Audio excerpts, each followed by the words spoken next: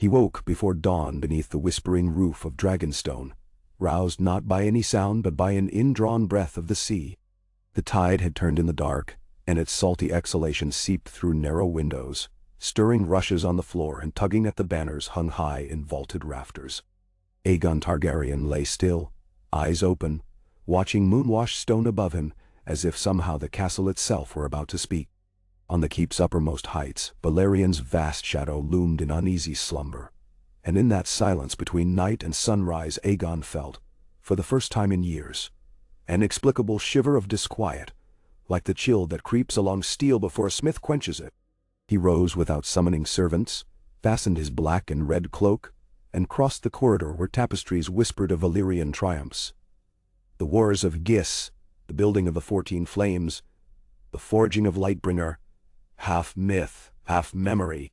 Their woven dragons writhed in torchlight, and for a heartbeat he imagined them turning to ash. Down the spiral stairs he found Visenya, sword belt already buckled, hair bound in a single pale braid coiled like a snake at her nape. She rested Dark Sister across her knees as though in prayer. No words passed between them. None were needed. Rhaenys, lighter of step and spirit, joined them moments later with her customary smile, but even her laughter had edges this morning, as if a harp string had been stretched too tight. They descended to the painted table, that great slab of pine carved in the shape of Westeros, polished smooth by 3 generations of Targaryens. Candles guttered low, leaving the narrow sea a smear of shadow between Dragonstone and the green-painted mainland. Aegon touched the eastern rim, where Valyria might have rested had it been shown. Yet the freehold was absent from the table, as though some prescient craftsman had foreseen a day when it would matter no more. The hush broke when a lone sentry's horn sounded over the battlements. One note only, bleak as a dirge. Orys Baratheon's boots rang on the stair. Mud splashed to his knees from the courtyard, face drawn with news still half-formed on his tongue. "A ship from Volantis," he said, voice husky. "Wrecked sails, scorched masts. They rowed the last league with oars of char and splinter." He paused, swallowing. "They say Valyria burns." No one moved. Even candles seemed to freeze, trembling yellow petals unmoving in the breathless air. Rhaenys reached for the back of a chair, knuckles whitening. Visenya's gray eyes narrowed. Not disbelief, but the sharpening of a blade facing unexpected armor. And Aegon thought, absurdly, of a tale told him as a child, of a shepherd who dreamed that dragons would come, and tried to warn a proud city content in its wealth. The shepherd had been stoned. The dragons came all the same. "Bring the captain," Aegon said. His voice sounded distant to his own ears, muffled by the roar beginning behind his temples. The Volantine galley's master was named Nessos Malar, though on Dragonstone's windy quay he seemed more scarecrow than sailor. Clothes stiff with brine, salt in the seams of his eyelids, dark hands blistered raw from a week at the oars. They led him through corridors wreathed in torch smoke, until he stood before the painted table. His first glance took in Westeros with a flicker of hope, the look of a man who has reached any shore alive, yet his shoulders sagged anew when no one bid him be seated. It was black noon, he rasped. Sky gone to smoke, water boiling thrice boil hot. We sailed the smoking sea these 20 years, trading obsidian and green fire, but never such a stench, never that color in the clouds. Red as a slaughterhouse floor? His breath hitched. Flames reached the height of mountains, and from them, wings. Wings of stone and molten glass. Dragons we had never seen, shapes too vast for name. And their screams. He broke then, covering his face. Aegon poured wine and pressed the cup into the man's shaking hands. Visenya watched the spill of red across the cup's rim, eyes hooded. Rhaenys laid a gentle palm on the sailor's arm. Nessos drank, coughed, drank again. "The freehold is gone," he said at last. Towers fell like children's bricks. The 14 Flames erupted as one. Temple roofs cracked and poured their gold finials into the streets. We turned northward on a wind of ashes and cries. He met Aegon's gaze. If any dragon lords lived past that moment, I did not see them. Silence pooled thick as oil. Somewhere below, waves gnawed the cliffside. Above, Valyrian stirred, scales scraping stone. Aegon imagined half the world listening. Volantis, Bravos, Pentos, each heart skipping as the realization settled. The masters of dragons had been consumed by their own fire, and only a few distant kin on a storm-lashed isle remained. Ravens flew. 100 quills scratched parchment, as maesters throughout the 7 kingdoms set quivering seals in wax. Valyria fallen, doom unknown, fire across the sky, dragons dead or fled. The letters arrived in halls of oaken banners, and basalt keeps alight. King Harren the Black read his by the light of torches that flared 500 feet above the waters of the God's Eye. Stone fingers raising Harrenhal's towers in defiance of time itself. He laughed at the message, crumpled it, tossed it into a brazier already choking on cedar. Yet even Harren's laughter faltered when he stepped onto a balcony at sunrise and saw the horizon queerly smudged, as if an artist had dragged a thumb through fresh paint.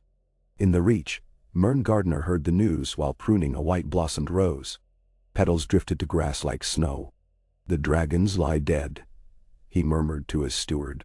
"Then no man alive may fly above us." But that night he dreamed of a darkness deeper than winter, and woke with the taste of ash on his tongue. On the Iron Islands, priests of the drowned god doused sealskin drums in seawater, and beat them till palms bled. "What is dead may never die," they cried, claiming the sea itself had risen and devoured Valyria. Yet even their salt-mad jubilation dimmed at the thought of that furious fire crossing the seas on wings of wind. In Dorne, Maria Nymeros Martell, the Yellow Toad, as her foes named her, received 3 ravens bearing the same dread tidings. She traced each word, wondering whether the gods of Royn, long silent, had allowed her late vengeance at last upon the dragon lords who had scoured her people from the rivers. But the old princess, wise beyond spite, also feared what power vacuum might follow. Where dragons fall, serpents stir. Dragonstone became a hive, scribes copying reports, blacksmiths reforging armor that had long lain oiled in cedar chests, cooks scouring storerooms. Yet still, days passed without decision. Aegon walked sea-washed parapets, watched gulls circling white against plumes of distant ash, and spoke little. Some urged immediate crossing. "Now, before Harrenfort finishes," Orys Baratheon argued. "Strike, while they bicker and quake. A king with 1 dragon is a king with fear.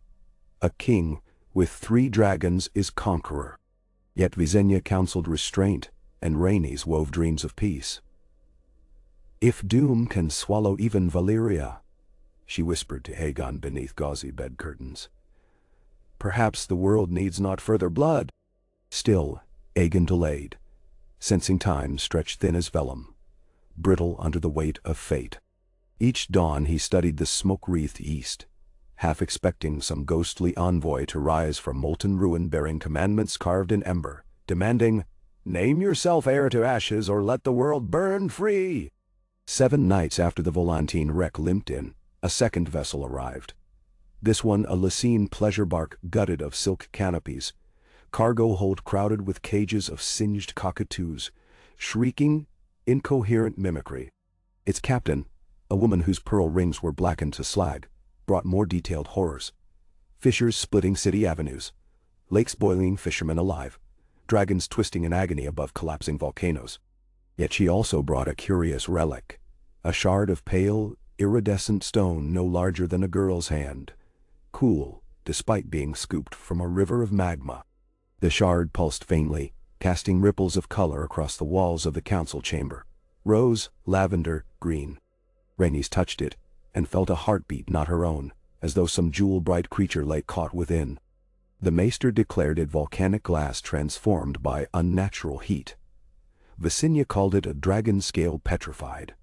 Aegon merely stared, hearing a whisper of distant music, a lullaby sung in a tongue older than High Valyria. That night, he placed the shard beside his pillow, and dreamt of black wings blotting stars, but also of fields golden with wheat under a sun that seemed to set twice, once in fire, once in blood. Across the narrow sea, chaos bloomed. Pentosi magisters argued whether to declare themselves heirs to Valyrian trade routes. Some bled in the streets for their convictions. Braavos remained outwardly calm, though its ships doubled patrols, and the Iron Bank sent quiet feelers westward, investing in lumber yards as though knowing fresh fleets would rise like mushrooms after rain. Volantis, half mad with grief and ambition, flung armies eastward to annex smoking ruins, but tarried too long amid red skies, and returned with scorched lungs, trembling from plague carried on dust. Rumors spread faster than any raven, that the doom had been wrought by faceless men, avenging the slave founding of Valyria, that the 14 flames had been ignited by a single sorcerer betrayed by his dragon lord paramour, that some surviving archon had harnessed Mother Roine's wrath, that even now dragons of smoke and bronze roamed the ruin, bigger than mountains, devouring sky. Sailors swore they saw a curtain of green light flicker over the sea at night, then vanish when lightning split violet clouds. And always, beneath every telling, the same question: who now commands the dragons? All knew of Aegon Targaryen and his sisters, last scions of old Valyria. Young, ambitious, remote on their black island. Many dismissed them. 3 dragons were a curiosity, yes, a danger perhaps to a single city, but hardly a match for a continent whose kings numbered 5, whose castles rose thick as thorns. Yet with Valyria's fall, perspective shifted. 3 living dragons were suddenly all the dragons in the world. On a dawn painted bruised lilac by ash-hovered clouds, Septon Robeson arrived from the mainland bearing a parchment sealed with 7G-pointed star.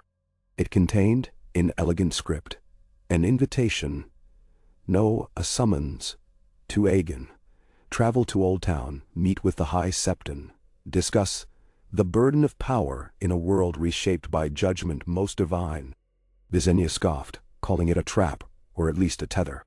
Rhaenys found poetry in its entreaty for unity, lest the fires of arrogance claim more souls. Aegon read it thrice, folded it, handed it back unread to the maester. "The faith counts its eggs before they hatch," he said softly. "But we guard dragons yet untested."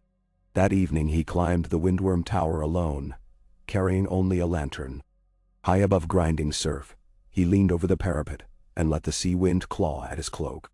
How many times had he sworn to carve his own kingdom, free of Valyria's distant reach? Yet always, in some silent cranny of his heart, he had believed the freehold would endure as unchanging lodestone, the measure against which bold suns tested courage. Now that mountain had crumbled. The horizon had shifted. Ambition once personal had become world-spanning by default. Oris found him there. "We build mirrors of those we envy," the Stormlander said, leaning over the edge. "But when the mirror shatters, what's left?" Aegon's knuckles whitened on cold stone. "Choice," he answered, surprising himself. "Either we become the new reflection, or we walk away from glass altogether." Late summer fires burned low on Dragonmont when the first refugees arrived. Gaunt Volantine fisherfolk in creaking coracles, Liceni silkweavers tattered as beggars, a family of Talosi mummers painted bronzered to hide burns on their cheeks. Some were dragonseed bastards from lesser Valyrian houses, boy and girl alike with silver hair singed at the ends, who looked about Dragonstone's courtyard, as if expecting to wake from nightmare. They spoke of children turned to statues of ash where they stood, of rivers clogged with dead fish bobbing belly up, their scales mirror-bright. For every tale, another followed contradicting it, until horror became a tapestry too vast to unravel. Still, Aegon listened to each speaker, recording names and origins, granting coin or bread, or simple passage westward. In return he asked one question: "Did you glimpse dragons yet alive?" Answers varied, a winged shape falling into fire, a clutch of hatchlings drowning in molten rock, a single great worm streaking north, flames licking its belly. But no one could swear they had seen a dragon rise intact from Valyria's burning heart. In the chill hour before dawn, Visenya drew Dark Sister and walked the tunnels beneath Dragonstone, where warm springs veined through rock and steam-clouded torchlight. She came upon Rhaenys kneeling by a pool, shoulders bare, her reflection wavering gold. "Do you feel it too?" Rhaenys whispered. The earth humming, as though something stirs below. Visenya sheathed her blade and knelt beside her. Together, they listened. A deep, distant thrumming rose through stone. A heartbeat older than any castle, echo of some titanic furnace banked, but not extinguished. Dragonmont is cousin to Valyria, Visenya murmured. Perhaps the mountain dreams of its lost kin. Rhaenys reached for her sister's hand. If mountains can grieve, what of men? Visenya's fingers curled around Rhaenys's. Men sharpen grief into swords, or swallow it like wine until it burns them hollow. Which do we do? Asked Aegon. Above them, in the upper chambers, Aegon lay wakeful, the shard of iridescent stone on his breast. With each throb in his pulse, the shard answered, color flickering like breath, inside crystal lungs. And Aegon, drifting between waking and dream, heard voices murmuring in a language older than the hills of Valyria, a tongue he had never been taught but somehow understood. 3 heads remain, but the flock is scattered. Gather, little flame. Air waits for new wings. Not 3 days later, a raven came from Volantis, one inkablotched scrap carrying bold plea. Join us. Together we rise as new freehold. Share in triarchy. A court anointed in your name. Oris scoffed. They smell smoke and think to forge empire in the ashes. Visenya's reply was curt. Let Volantis choke on its own ambition. Yet Aegon, pacing between columns carved as dragons entwined, mused aloud. What if we answer, on our terms, a gathering of lords to debate the world's future? Rhaenys tilted her head, intrigued. A council of fire made fragile by one breath. But Visenya arrayed kernels of hard truth. Sail to Volantis, and we sit in their harbor under crossbows. Better to let them come to us. Then, thus invitations were sent, thin slices of parchment, sealed with red wax bearing the 3-headed dragon. Messengers flew not only to Volantis but to Pentos, Bravos, Qohoror, Tyrosh. Few expected replies. Fewer still imagined dignitaries braving seas haunted by phantom dragons. Yet within a moon's turn, sleek escorts appeared on the horizon.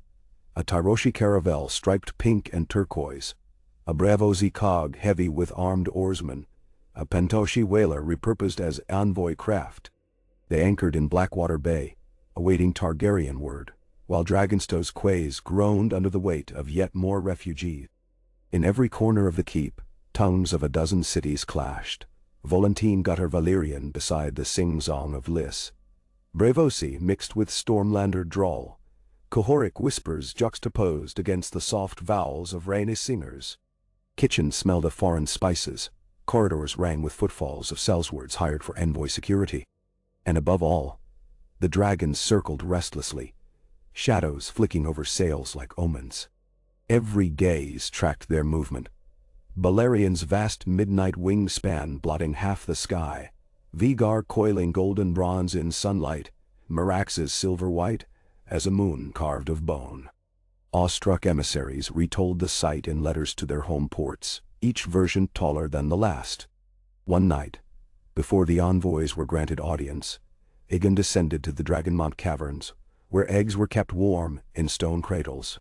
He walked between geodesic pillars, lantern casting fleeting halos on eggshells, shimmering opal, green, onyx.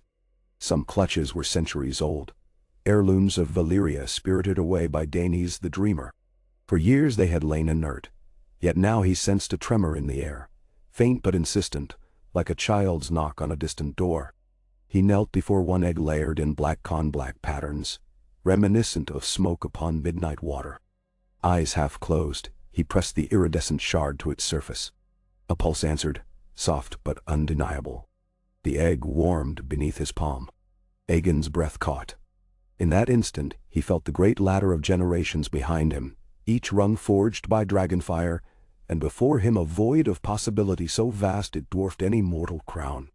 He saw, in flicker of vision, a field lit by twin suns, one of daylight, one of flame. Upon that field men knelt in mingled awe and terror, while a woman in red armor raised a banner of 3 heads. He jerked back as though scalded. The egg cooled, the shard dulled to gray. But Aegon's resolve sharpened like frost on an autumn blade. Word reached Westeros of the summit, to be held at Dragonstone. Kings muttered, in windowless chambers. Maesters argued over birds. Would the Targaryens forge new alliances across the sea, and then turn hungry eyes west? Or would they be drawn eastward, leaving the Seven Kingdoms to settle their own rivalries? No one knew.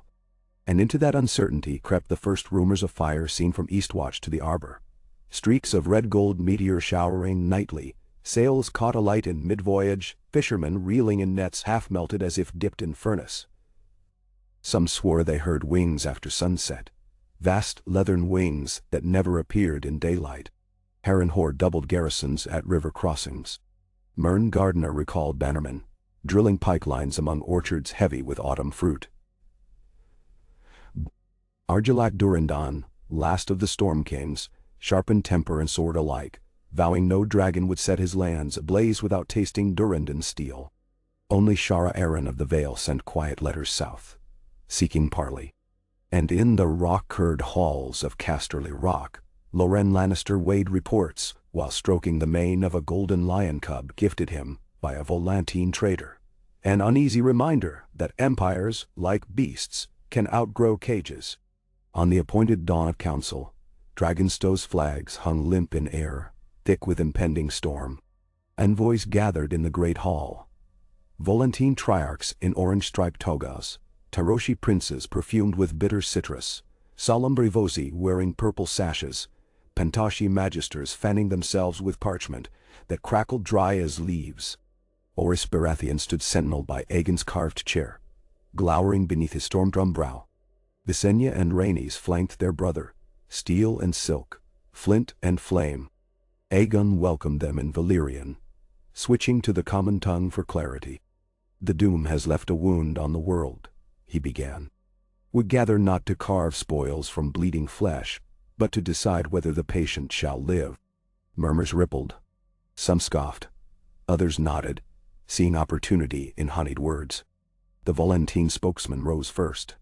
"We propose a league, call it Freehold Renewed. Each city retains autonomy yet pledges dragons, ships, coin. Septennial conclaves at Volantis." His eyes flicked to the dragons glimpsed through high windows. "We invite the Targaryens as founding pillar." The Bravosi demurred. "A league built on chains of old will choke new throats.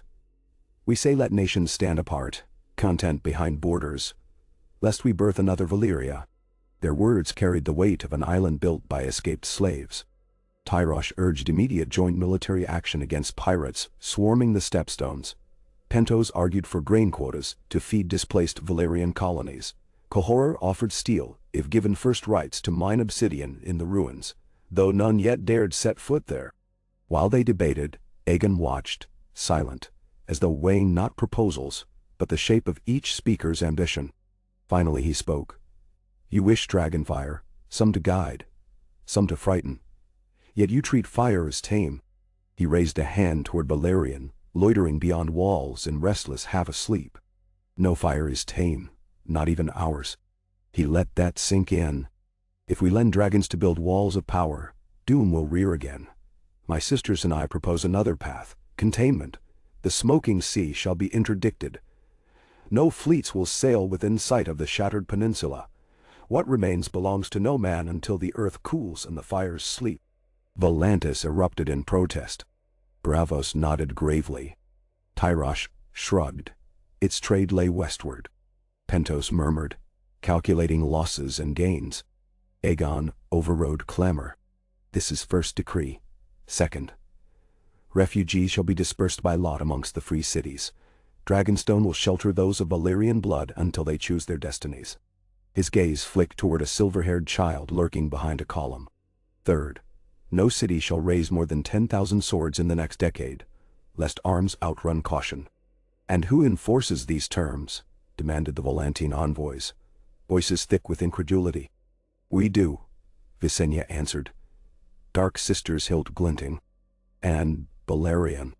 A hush fell, broken only when lightning cracked outside, illuminating the dragon's silhouettes against boiling clouds. The envoys withdrew to chambers to confer, each calculating risks of defiance and rewards of compliance. That night, tempests lashed Dragonstone. Thunder sounded like the stamping of colossal hooves across the sky. Within stone walls, words twisted to threats, threats to entreaties, until at dawn tired scribes inked shaky signatures beneath the Dragonstone accords. Yet treaties sealed under storm seldom forecast calm seas. Word of the accord spread with the wind, carried by ships whose captains shivered at thunder still rumbling though skies cleared. In Westeros, responses were mixed. Maesters in Old Town lauded Aegon's restraint, yet wondered what price he would next levy. Harren the Black raged, seeing in every clause a noose tightening around his yet unfinished towers. King Argilac sneered that treaties between foreigners mattered little when storms decided war, and storms belonged to Durandon.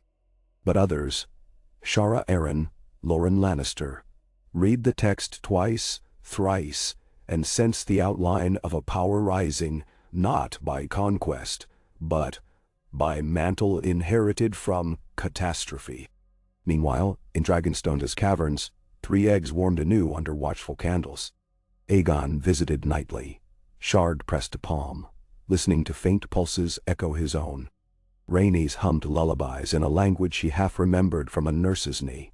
Visenya measured each egg for imperfections, seeking cracks or weeping resin that might spell disaster midgare. None yet hatched, but the air smelled of change as surely as iron smells of rain. As harvest reddened leaves in the crownlands, small folk whispered of queer sights. A figure of living flame atop Dragonmont's summit, eyes like molten gold, a dragon the color of shadow circling thrice and vanishing into a cloud that tasted of copper. A woman clothed in silver scales walking shoreline at dusk, leaving footprints that sizzled. Tales grew as vines do, entwining hopes and fears. Some came seeking miracles, others fleeing them. And somewhere beyond horizon, new fires burned. Hard, bright sparks upon distant coast, news yet unsent, stories yet unspun. Aegon stood on the courtyard battlements one evening, wind tugging hair loose from its clasp. Behind him the council hall lay dark, for envoys had sailed, treaties locked in chests of cedar and iron. Before him stretched the narrow sea, glittering like hammered tin in last light. Somewhere across those waters waited 7 realms of old quarrels and young kings. But beyond them, further still, stretched the new horizon carved by doom. A world that could no longer imagine dragons as myth, nor ignore them as relic. He inhaled salt air heavy with possibility and fear alike. Visenya joined him, leaning her arms on rough-hewn merlons. "They will not keep to your accord," she said without preamble. "Men rarely keep to words fashioned from fear alone." "I know," he replied. "Then what?" "Then we watch. And when fear cools, we remind them flame also warms." Rhaenys approached from behind, laughter carried by wind. Aegon speaks in riddles again. Shall we fly to relieve his mind? She gestured skyward where Meraxes waited, wings twitching. Aegon smiled, thin but true. "Not tonight. Tonight we feast the refugees, and let them forget Ash a while. Tomorrow we plan anew." "Plan what?" "The world," Aegon said simply. Below, a brazier flared as a stable boy tossed in fresh coal. Sparks spiraled upward, brief galaxies dancing before night reclaimed them. Aegon watched until only embers remained, and in their glow he saw a vision, not of conquest by sword alone, nor of empire forged from fear, but of a tapestry writ by many hands, its threads of fire and shadow interwoven. The doom had struck like a smith's hammer.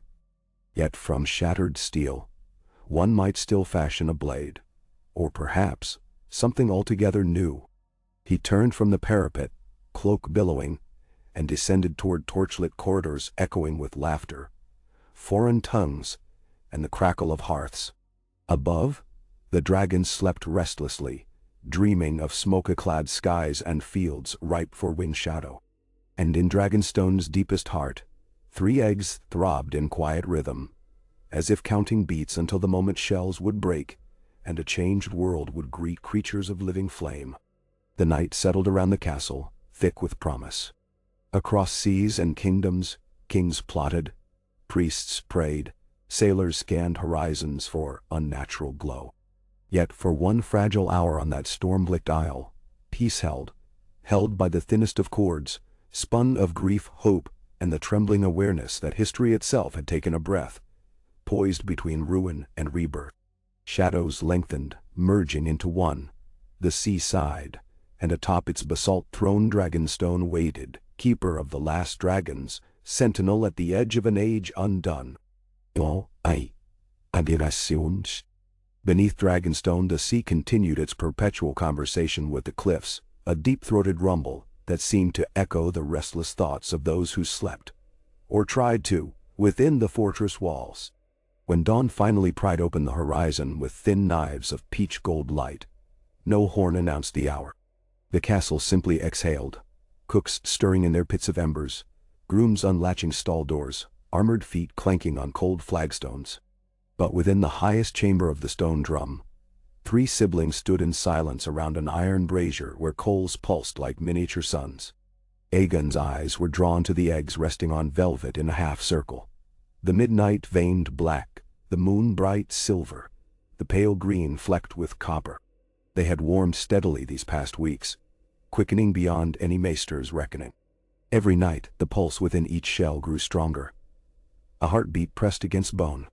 And every night Aegon dreamt of wings. Rhaenys broke the hush first. Maester Gillen believes they may crack before winter's first frost, she whispered, as though the eggs might hear. He is stitching leather hoods, scaled in pattern, to shield the hatchlings' eyes from too much light. Visenya's expression remained flint. And if they hatch sooner than he expects, a rogue dragonling can gut a man before learning to speak with its flame. She lifted Dark Sister half an inch from its scabbard, letting the blade breathe air that smelled faintly of brimstone. We must think on chains and pits, not hoods and lullabies. No chains, Aegon murmured, surprising them both. His hands hovered above the brazier, warming knuckles scarred from childhood sparring. Not unless we mean to keep them as pets. Better they learn we are kin, not captors. Visenya tilted her head. Dragons know only 3 masters: fire, hunger, and sky. Make of that kinship what you will. Benish. Before Aegon could answer, a knock echoed. Firm, deliberate. Oris Baratheon entered without waiting for summons, cloak soaked from the sea spray he had endured during his dawn patrol of the harbor. 4 sails on the western horizon, he announced. One flies the crowned stag of Storm's End. Argilac has sent an envoy. Rhaenys' eyes lit with cautious delight. She admired Argilac's fierce independence, if not his boasted stubbornness. Visenya, by contrast, barked a laugh sharper than flint on steel. The old Storm King comes to measure our teeth, or to bear his. She glanced at Aegon. How shall we greet him? With respect, Aegon replied. And readiness. The ships eased into Blackwater Bay under gray-green skies. Their prows bore weathered sigils, a rampaging stag cresting white waves. The envoy, Lord Gavin Caron, the Storm King's hawk-nosed counselor, disembarked in a cuirass dulled by salt. He strode the quay as if it were the Stormland's own cobbled moor, though a subtle hitch in his breath betrayed awe when Meraxes swept low over the anchorage, wings catching the updraft. He blinked away grit, squared shoulders, and bowed to Rhaenys awaiting him. They exchanged formalities, but beneath the practiced smiles, each sensed the Uther's calculation. Lord Gavin's gaze lingered on the refugees camped in orderly rows along the beach, on the Valyrian children chasing gulls, on guards clad in mismatched armor from half a dozen ports. I see the Dragonstone Accords bring you variety, he said. Doom scatters seeds on many winds, Rhaenys replied lightly. We simply give them soil. He nodded, though his lips thinned. My king wonders whether that soil will root in Stormlander clay next. Rhaenys led him through vaulted corridors, still draped in marine damp. When they reached the council chamber, Aegon and Visenya waited beneath banner of red on black. Lord Gavin inclined his head deeply, eyes flicking to Dark Sister's pommel, to Aegon's calm, steady gaze. He presented a parchment bearing Argilac's broken seal, a proposal couched in the formal courtesies of diplomacy, but its heart beat with steel.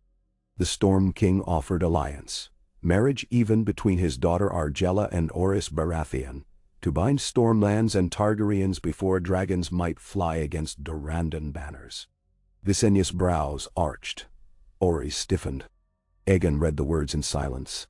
Argilac is bold, he said at last, and generous to wed his blood to mine, though Orys is son of my father's squire. Orys bristled. And your half-brother. Lord Gavin's mouth flattened. Stormlanders rarely soften blunt truth. The king respects strength, he said. He values loyalty born of blood, whether full or less so. Aegon handed back the scroll. Tell Argilac we honor his courage. He paused. But there will be no marriage pact until dragons and storms know peace. Gavin's eyes narrowed. Storms bow to no sky, my prince. They break cliffs and masts alike, yet they can also clear the air. Visenya stepped closer, voice soft as a whetstone on steel. We have flown through storms that flayed sails to threads and cracked masts like chicken bones. Valyrian's wings beat thunder into silence. Gavin swallowed but held her gaze. Then perhaps, thunder needs new voice. He bowed again, but this time the gesture carried a hint of steel, as if he might hammer their arrogance flat on an anvil someday. As he departed, Orys exhaled. He is no mere messenger. Argilac chose a hawk that returns prey in its talons. And we caged him politely, Rhaenys said. Perhaps too politely? Aegon shook his head. Let storms end wonder. Uncertainty is softer than fear, harder than complacency. For now, we wait. Visenya looked toward the eggs. For hatchlings, she corrected. And for Westeros to realize the world has already changed. Far to the north, where winds smelled of pine and snow, Shara Aaron stood on the moon-door balcony of the Eyrie, reading a raven scroll for the third time. Its ink carried the clipped courtesy of Braavosi diplomats. Confirmation of Aegon's accords, rumor of Stormlander entreaties, mention of Valyrian refugees given haven beneath Dragonstone's shadow. Little more. Yet a prickle chased her spine. What game was the Targaryen playing? With Valyria Ash, he held the only living dragons of known size. Did he crave conquest, or carve himself into a judge of nations? She thought of her son Ronald, bright with childish wonder. How many lords would ride Dragon's fear to claim his small throne? She folded the scroll, breathing thin mountain air deep into anxious lungs. Mother? Ronald's piping voice echoed behind. He bounded onto the balcony, cheeks flushed from practice with wooden sword. Maester says the sky turned red over Gulltown at dusk last week. He says it might be fire spirits dancing. Shara crouched, tucking errant blonde curls behind his ear. Spirits or dust on high winds. The world sneezes ash, and we see its cough as omen. Are we safe? Safe? She looked across jagged peaks. That, my sweet falcon, depends on how wide the sky truly is. At Harrenhal, stone-warmed by summer's last gasp, King Harren stood upon his yet unfinished highest tower, staring east where the sky wore a bruise of faint orange haze. His youngest son Maegor approached gingerly, boot edges scraping mortar. Ravens whisper of Targaryen parley with free cities, the boy began. Off eggs soon to hatch, and refugees carried beneath their wings. Harren's laughter cracked like splitting granite. Refugees. Fools. Aegon cages rats that will chew through his own hull. Let him nurse orphan whelps while Ironborn reave his trade. I have 5 towers to finish, 5 sons to feed on victory. He glanced down where builders swarmed lugging quarried blocks. Harrenhal rose monstrous as ambition itself, each battlement daring dragons to try their flame. Stone does not burn, he declared. And if it chars, it does not melt. Maegor looked dubious but said nothing, focusing on a hawk wheeling above, as if measuring the difference between feather and fire. Autumn deepened. Leaves on Dragonstone's scant trees turned rust red, mirroring distant ash still drifting across the narrow sea. In refugee tents, storytellers recounted Valyria's final sunrise, each version more dream-soaked than the last. Molten towers falling like spears, dragons splitting lightning with dying screams, rivers reversing flow, seas turning to mirror glass. Children listened wide-eyed, then played at doom, some pretending to wield fire, others to outrun it.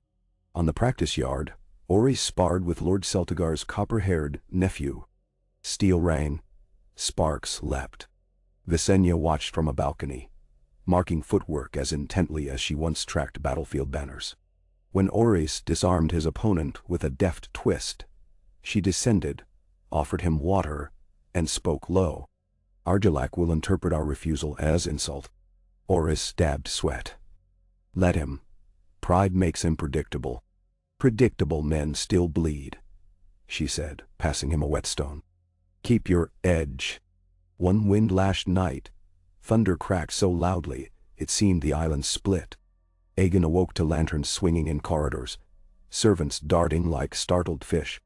The eggs, some said they heard them sing. Not a hatchling's shriek, but a soft, keening hum that threaded corridors, tugging folk from slumber. Maester Gillen hustled up spiral stairs, hair unbound, robes flapping.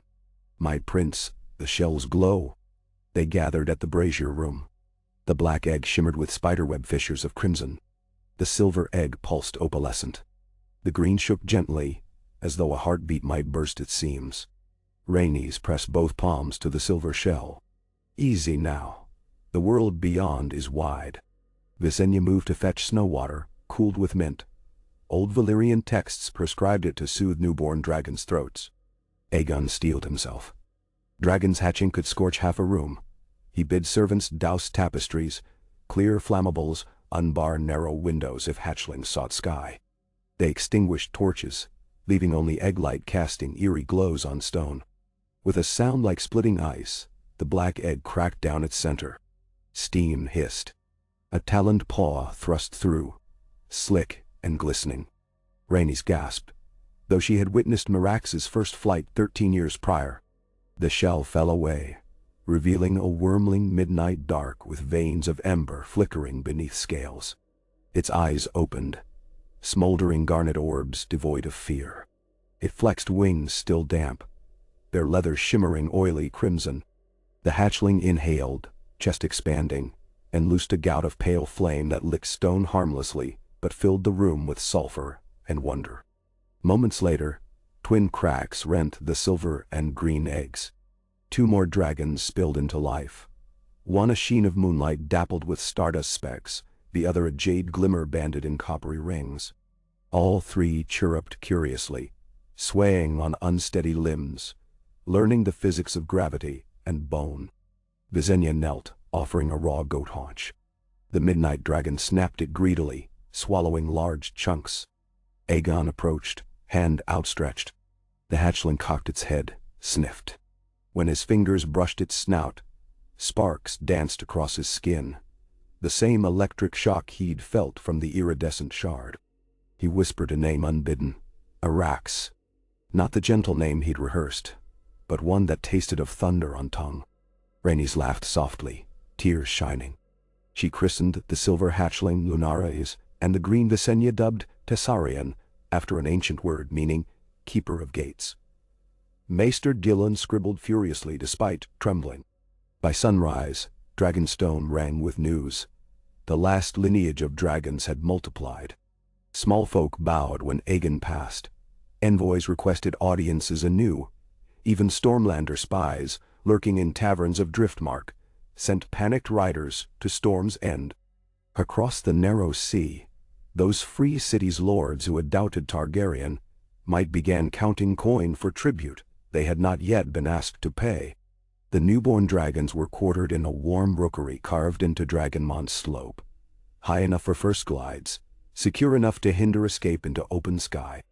Aegon spent hours each day feeding them, letting them imprint on his presence. Lunaries favored Rhaenys, curling tail around her waist like a jeweled belt. Tessarion claimed Visenya's shoulder, talons pricking through boiled leather, twittering as though recounting last dreams. With every moment the hatchlings thrived, Dragonstow's strategic value ballooned. The siblings convened a midnight council. Only Oris and Maester Gillen joined them, along with 2 trusted Valyrian refugees whose lineage boasted dragon-handling lore, a wizened woman named Sarah Nelteris, and her son Vagaros, both possessing the silver-gold hair of old. They advised on first flights, flame training, and the subtle art of bonding. Sirayas' voice quavered. Hatchlings learn fear by reflection. If their riders fear, they grow savage. If their riders trust, they become the world's wonder. Then Visenya nodded, though Aegon saw the tension behind her eyes. She feared nothing and everything simultaneously. The hatchling's vulnerability, her own capacity for tenderness. Rhaenys, by contrast, seemed to glow with hope, picturing skies thrumming not with war, but with dances of scaled light. Orys cleared his throat. 3 new dragons. That makes 6. A fleet cannot match such force. If Harren or Argilac chooses war, their castles turn to candle wax. Stone does not always melt, Visenya reminded. No, Aegon agreed. But men do. In King's Landing, little more than a bustling fishing port then. Brothel lanterns flickered as rumors swept the taverns. Dragons breeding on Dragonstone meant war. Some folk placed wagers whether Flame would journey upriver before winter. Smugglers considered profit in ferrying Lord's gold east for exile. A black-bearded hedge knight sold his sword to a Myrish spice trader, just in case they need muscle for the new Valyria. Far upriver at Harrenhal, Harren's masons hurried stone-setting, driven by the king's roars of dragon's breed. Then build thicker. Workers cursed in low-born tongues, but fear paced them. Yet no mortar sets as quickly as dread. Cracks formed unseen inside foundation heart. And in quiet corners, knights whispered of sending sons to River Run as hostages. Better Tully mercy than dragonfire. Winter's first raven arrived on brittle winds from the wall. Sightings of lights in the sky, not red like typical northern aurora, but bright orange streaks, dragons, or meteors. Maester Aemon recorded them, concluding atmospheric dust from Valyria still affected the heavens. But some black brothers thought the lights were watchful gods marking new powers below. Aegon read Maester Aemon's letter, and found himself smiling at the scholar's careful speculation. He had visited the wall in youth, long before hatching any plan for conquest. Its stark immensity had humbled him. Its brotherhood's oath of unity across blood. Now he wondered how one day his dragons might pass above that frozen rampart. Would the Night's Watch cheer or duck? Visenya entered. You read of lights? I saw them myself on last patrol of Blackwater shore. She pointed southeast. Fire and sky, but not ours. Could be other hatchlings escaped Valyria. Or rogue drakes orphaned, Aegon mused. If dragons roam untamed, any petty lord could lure one with cattle. Visenya's lips tightened. Harren with a dragon? Or Argilac? She sheathed an imaginary threat. No time to wait. His gaze lingered on her folded arms, the twitch at Dark Sister's hilt. Not wait, he corrected. Watch. One sudden move now may unite all Westeros against us. Or show them we are shepherds, not wolves, she argued. Outside, Balerion roared, a sound that rattled shutters. Visenya smiled grimly. Shepherds with teeth. The conversation paused when Rhaenys burst in, cheeks pink with windbite. 2 Braavosi galleys anchor in bay. They carry grain, salted eels, and builders.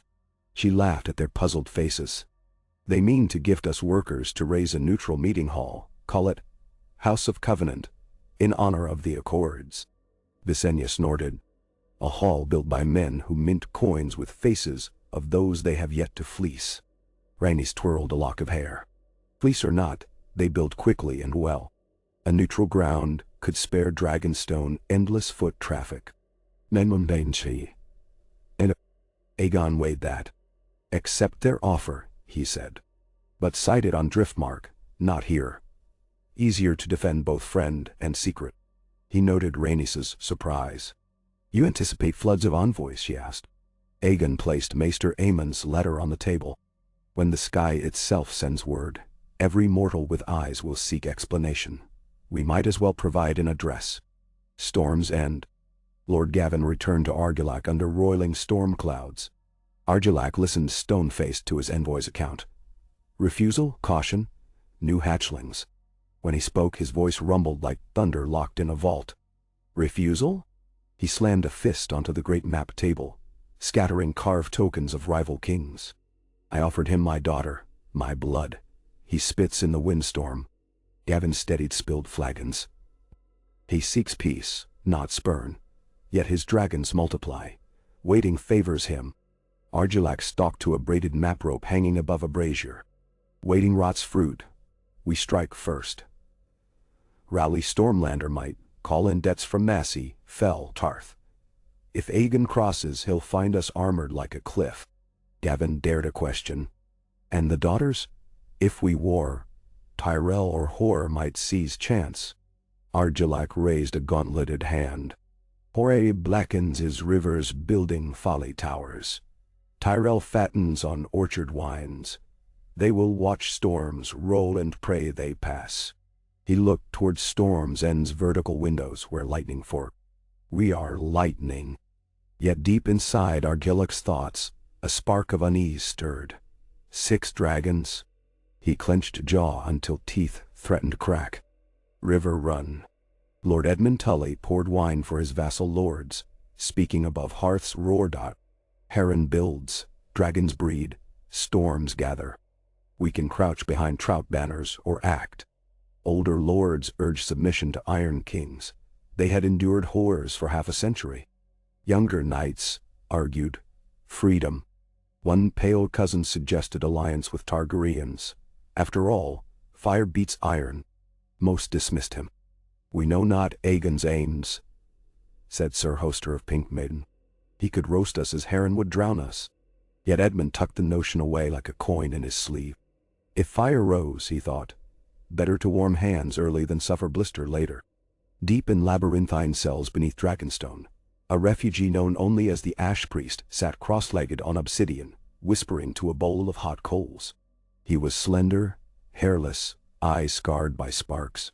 When Rhaenys visited, driven by curiosity and rumor, he greeted her with a whisper that quelled the guards' raised blades. Bright mother of sky-jawed children, he murmured in Valyrian, older than hers. The prince cloaks fear and patience. Flames reveal. She asked what flames showed him. He upended the coals onto stone. The embers danced in a star-shaped pattern she half recognized. The alignment of Westeros' major castles. One ember pulsed bright where Dragonstone sat. Another flared inland, a place roughly where Harrenhal brooded. A third ember flickered at Storm's End. 3 fangs, he croaked. One will shatter, one will bend, one will bleed the sea. Rhaenys shivered though steam warmed the air. Which is which? Fate is forge, he said, then fell silent. She left, unsettled. Driftmark. Construction of the Covenant Hall began. Valyrian carpenters oversaw Bravo's stonesetters. Lord Corlys Velaryon, silver-haired as seafoam despite age, welcomed the venture. Trade would thicken Valyrian coffers. He sailed into Blackwater Bay with cargoes of marble quarried from Tarth and green pine from Cracklaw. While he admired a sample column carved as twin seahorses, he told Aegon slyly, Hall's anchor promises. But ships decide futures. Aegon nodded. Ships and wings. Corlys laughed like breakers on shingle. Next you'll breed dragons that swim. Perhaps, Aegon answered, half serious. Corlys's grin faltered. The year passed toward snow. Westeros braced. In Old Town Starry Sept, the High Septon penned a treatise claiming the doom a divine scourge for Valyria's abominations. He cautioned the faithful to stand firm against new Dragonkin knights, lest heresy fly on black wings. Archmaester Peristan debated him, urging study not crusade. Meanwhile, peddlers near Whispering Wood sold small clay dragons, painted black and red. Tales outraced theology. In Pike, King Roderick Hoare tested catapults, aimed seaward, muttering that stone, tar, and salt would serve as well as fire. Yet he quietly dispatched his niece as envoy to Dragonstone, with chests of gold, an offer of mutual raiding privileges. The niece arrived, sultry as a summer squall, but Aegon declined with gentle formalities. Visenya later confided, she meant to slip you poison or lust. Either might have worked had you not mixed caution with courtesy. Aegon poured her wine. Our cause must not sour before it ferments. Rhaenys, restless, flew Meraxes along the King's Road, veiled by cloud. She observed farmlands turning bare, children gathering acorns. In one sleepy market town she landed after dusk, cloaked, and listened to small folk gossip. They feared harvest taxes more than dragons. She bought a roasted chestnut cone and watched couples dance to a fiddler's reel. Humanity hummed on, indifferent to grand designs. It steadied her. On her return flight, she spotted plumes rising from the Kingswood. Smoke from a town Argilax levies had raised for harboring Blackwater raiders loyal to Hoare. The rift between Stormlands and Riverlands threatened to widen into war before any dragon crossed. She made note. That same night, Visenya ventured into the refugee encampments. Lanterns fluttered between makeshift oiled cloth roofs, painting faces amber and coal. She shared stew with a Lysene charcoaler, hearing of families lost. "What do you seek now?" she asked. The man stirred broth. "Land. Work. Some morning without screams." Visenya stared at Dark Sister's reflection in the pot, seeing a thin sword, then her own eyes behind it. She resolved to add settlement to their plans. Promise of new homes on Cape Lands near Massey Hook, if the Storm's king allowed, or after he fell. Decision. When the crescent moon of the 4th winter month slimmed to a razor, Aegon summoned his council at dawn. A brazier burned blue as dawn touched window lattice. He spoke without flourish. Westeros tilts upon edge. Storm's End bristles. Harrenhal broods. Others wait. If we delay, they join against us, forging alliances around our shadow. If we strike all at once, we become Doom's echo, not its remedy. He reached into a casket and drew the iridescent shard, now dimmer. But the world must learn new shape. We shall carve gently, first with quill, then with flame where quill breaks. Rhaenys clasped his hand. "What shape, love?" "7 points," he answered. "Unified realm. One crown, diverse lords, a forged shield against empires old and yet to rise." Visenya's eyes gleamed. "Then we cross the Blackwater mouth. Build a fort, claim beachhead." "Build small," he said. "Wood, earth. A landing, not an assault. We invite parley from Heron, Argilac, Mern, Loren. If they decline or attack, we respond with dragon fire only upon armies, never small folk." Oris nodded. Soft glove, iron palm. Maester Gillen quailed. "Or nonetheless." Aegon placed the shard on the map. Change rarely blooms from peace alone. The Aegon fort. Work crews ferried across the narrow sea, landing on a sloping spit of sand where 3 rivers met, overlooked by a modest hill topped with blackberry bush. Timber from Blackwater rush and driftmark cargo formed palisade. They raised watchtowers, dug ditches, stacked earthen ramparts. Small folk from surrounding villages came to trade fish and onions, curious and wary. Aegon paid fair coin, forbade soldiers from seizing goods. He invited local septons, hosting simple prayer service where he knelt alongside them. Balerion, Meraxes and Vhagar took turns circling overhead, ensuring peace. The hatchlings, Arax, Lunaris Tessarion, remained on Dragonstone, warded by Sierra and Vhageros. Each day messages flew back, describing growth. Wings strengthening, flame brightening from sputter to steady jet. On the fort's completion, Aegon planted the 3-headed dragon banner at the gate. Visenya thrust Dark Sister into the earth beside it, marking claim. Rhaenys scattered coarse salt and fragrant herbs for luck. News raced north and south, faster than ravens. The Dragon Lord had landed. The River King's reply. Heron's first scouts glimpsed Aegon fort at dawn mist. They returned to Harrenhal with pounding hearts. Heron convened his sons around maps, which still smelled of new ink. "He dares raise timber on my riverbank," he growled. His third son, Gawain, suggested sending emissary. The eldest, Orgoth, urged immediate assault. Heron slapped both opinions aside. "We ride. Show dragons spawn iron resolve. That's. He marshaled 1,200 men, heavy cavalry in black plate, foot soldiers bearing poleaxes capped with hooks for dragon wings. 4 scorpions dragged by oxen swayed along muddy roads. They reached a rise overlooking Aegon fort by sunset of the second day, banners snapping in cold wind. From the fort, Aegon rode out on a black destrier, flanked by Orys under storm banner and a dozen mounted guards. No dragon overhead, for now. They met halfway across churned wheat stubble. Harren looked down from Warhorse, tall as a tower stair. Aegon raised his visor. Gray-violet eyes met flinty black. "Remove your fort or burn," Harren said without greeting. "The rivers are mine since my grandsire cut Teague's throat." Aegon's breath steamed. "River folk say the rivers belong to themselves, and waters run where they will." Tut. Harren laughed. "Waters drown fools. Choose breath or flame." Aegon studied the men behind Harren. Grim, proud wet boots flecked with frost. Many looked less convinced than their king. "I offer peace," Aegon said. "Yield your claim, keep your blood. Kneel and join a kingdom where rivers flow under one crown, not 300. Done." Harren's nostrils flared. "Kneel to a boy and his pets." He spat.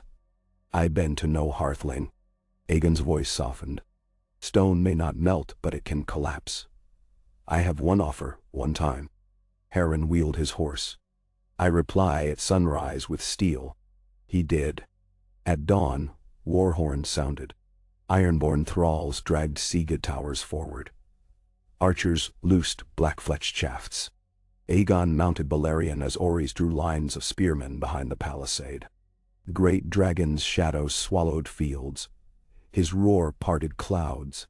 From above, Aegon saw the pattern of Harren's advance: dense center, weak flanks. He banked left, black wings stirring whirlwinds of chaff. One pass of flame seared a trench 20 horse lengths long, turning earth to glass, men to silhouettes in ash. Aegon spared archers who fled, but scorpions fired iron bolts that clanged off Balerion's belly. One bolt lodged near a scale seam on his left flank. Balerion's answering roar cracked tree trunks. A second gout of fire engulfed the siege tower, its green oak skeleton collapsing like matchsticks. Orys led a sally through a side gate, routing panicked infantry. Harren watched, face pale. He attempted to rally, but his horse, maddened by sulfur, threw him. He scrambled beneath a banner until grooms snatched him to safety. He ordered retreat. Scorched, demoralized, his force limped back upriver. Just under 300 dead, light by battle's standard, but heavy in morale. In the fort's medic tent, Aegon sought a wounded. His men and Harren's alike. Binding burns with salve Rhaenys had brewed. Visenya studied the scorpion bolt that pierced Balerion's scale. Another foot deeper, and this ends differently. Aegon eyed the ribbed iron. "We learned." Orys frowned. Harren did too. Rhaenys touched Balerion's snout, soothing. "Soon, he retreats within stone that will not melt." "Then?" Visenya answered. "Then we show him stone can burn from within." Storm gathering. Argilac received report of Harren's rout, and saw both warning and opportunity. If Riverlands fell, Stormlands risked encirclement. He summoned bannermen to Storm's End's drum-shaped yard. Rain-battered pavestones. "We march when skies clear," he declared. "Fast, before dragons roost on our doorstep." Lady Shira of Tarth protested. "Dragons fly in any sky, clear or foul." Argilac slammed gauntlet on parapet.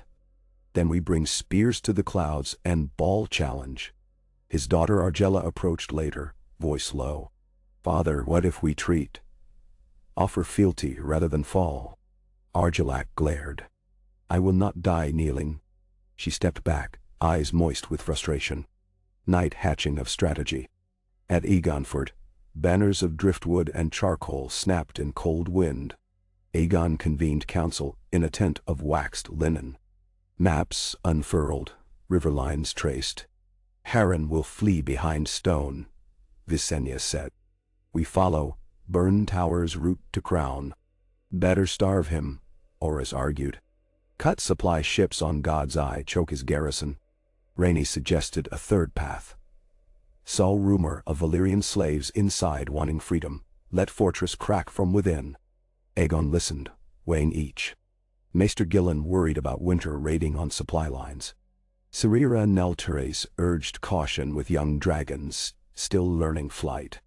Aegon concluded, "We besiege, but not surround. Leave a gate seemingly unwatched at night. Barely. Harren's pride will sally. When he does, we cut the head." He tapped Harrenhal's tower carving tin. Meanwhile, Balerion scales walls and breathes downward. Visenia's smile was thin as dawn ice. Rhaenys touched his hand. After Harren, Argilac rallies south. Perhaps then letters, not flames. Aegon looked beyond canvas to dark fields. If storms listen to letters, we'll write them. Interludes of heart. That winter eve, Rhaenys wandered near the hatchlings. Lunaries clutched a branch like toy, chirping. She thought of children yet unborn, dragons and people alike, growing into a world she and Aegon would forge. Would they blame or bless? Visenya found her, sat silently. For long minutes, they watched hatchlings wrestle. "We shape tomorrow," Visenya said at last. "But tomorrow shapes us back." Rhaenys smiled faintly. "Philosopher's sword?" "Truths," Visenya replied. They clasped hands. The night of smoke. Harrenhal loomed black against Arafed sky, towers piercing clouds. On the night of the new moon, Aegon soared Balerion high above the lake, invisible. Down below, Harren feasted to steel his nerves. Roasting boar filled Grand Hall with greasy scent. Minstrels played storm songs. One by one, towers flickered with torchlight. At midnight, Balerion spiraled, a trembling hush before a cosmic exhale. Flame jetted downward, white-hot, entering highest tower windows like tendrils of living sun. Stone glowed red, cracked, mortar popped. Men screamed inside as iron armor fused to flesh. Aegon directed bursts methodically, top floors, then middle, then base, trapping heat within. The great tower of dread twisted, groaned, collapsed inward, floor by floor. Visenya and Orys led ground forces, sieging outer wards, but few resisted. Most fled or knelt. Rhaenys circled Merax's lower, scorching gatehouses to prevent escape. By dawn, Harrenhal was a skeletal silhouette, towers smoldering slow collapses. Harren the Black died brazen to last. Legend says he marched into central courtyard, sword ablaze, cursing dragons until roof beams melted above him. Some say he offered gold for mercy. None survived to confirm. When smoke cleared, River's folk approached, eyes wide. Aegon dismounted, ash swirling. He proclaimed the Riverlands free, Edmund Tully, its lord paramount, sworn to the crown yet to be forged. Tully knelt gladly, other riverlords followed, some weeping at liberation, some at fear. Word sped, a king of stone melted like butter. Lords across Westeros felt the heat across distance. Storms test. Argilac heard Harren's fate beneath thunder. He donned battered breastplate, called banners. But knights whispered doubt. Small folk parted from convoys, deserting. He ordered spearmen to scour holdfasts for conscripts. Many hid. His daughter argued again for parley. He struck her cheek in anger, then clasped her head in apology, tears lost in rain. Too late, she left the hall. Days later, she rode to Aegon Fort under white flag, offering her father's lands in exchange for his life. Rhaenys welcomed her with gentle hands, poured wine. Argella revealed her father's plans, to march north, link with Hor's nephew at Fairmarket, threaten newly sworn riverlords. Aegon listened, sorrow in gaze. She knelt, sword laid flat. "Spare my people," she begged. Visenya's voice cool. "Would you rule in your father's stead, sworn to us?" Argella hesitated. "Love for father warred with duty." She bowed. "I would serve Stormlands under the dragon banner." Aegon placed his hand atop hers. "Then it is done, if blood need not flow." He sent ravens to Argilac. Surrender in Storm's End would remain his seat under daughter's regency, permitted to live as honored lord. Pride answered. Argilac burned the letter, vowed to die sword in hand. The Battle of Bronzegate met him. Orys commanded, banner swirling. Valyrian remained distant, for Aegon promised Argella minimal flame. Instead, Orys's infantry engaged Stormlanders in driving rain. Slippery mud nullified horse charges. When Argellac's vanguard crumbled, Orys offered one-on-one duel. Argellac accepted, roaring defiance. Blades clashed. Orys's youth and reached triumph. Argellac fell, run through. Stormlanders dropped arms. Orys wept for the proud king, ordered burial with full rites. Back at Storm's End, Argella received her father's sword. She wept against Orys's breast. Winds tore across battlements, but the storm had broken. Aegon traveled to Storm's End to oversee transition. Small folk lined roadways, murmuring at sight of dragons overhead but noting they withheld flame. Aegon addressed them in rain, promising lighter taxes, roads mended, orphan grain allowances. Where doom once equaled terror, here dragonfire signified deliverance. Toward unity. Word of Storm's fall reached Highgarden. King Mern Gardner paled. He convened with Lauren Lannister beside Golden Hearth. They debated alliance. Perhaps two kings together plus reach armies could resist dragons. Yet Mern recalled fields charred at Harrenhal. Lauren tasted ash, imagining Lannisport aflame. Still, pride pricked them louder than caution. They agreed to muster at the Mander's headwaters come spring. In the Vale, Shara Arryn considered sending her son as ward to Dragonstone for peace. Counselors balked, but she weighed safety over tradition. At Old Town, the Faith plotted coronation of Aegon by High Septon to secure moral reigns. In Dorne, Princess Maria sharpened jeweled knives, saying, "Dragons burn, but sand devours fire." Birth of crown. At Dragonstone, the shard's glow faded. Aegon realized they were conduit, not source. He instructed blacksmiths to melt the cursed scorpion bolt from Valyrians, flank into iron spikes for his forthcoming throne, reminder of vulnerability. Visenya suggested melting Valyrian steel swords claimed from fallen Riverlord houses as well.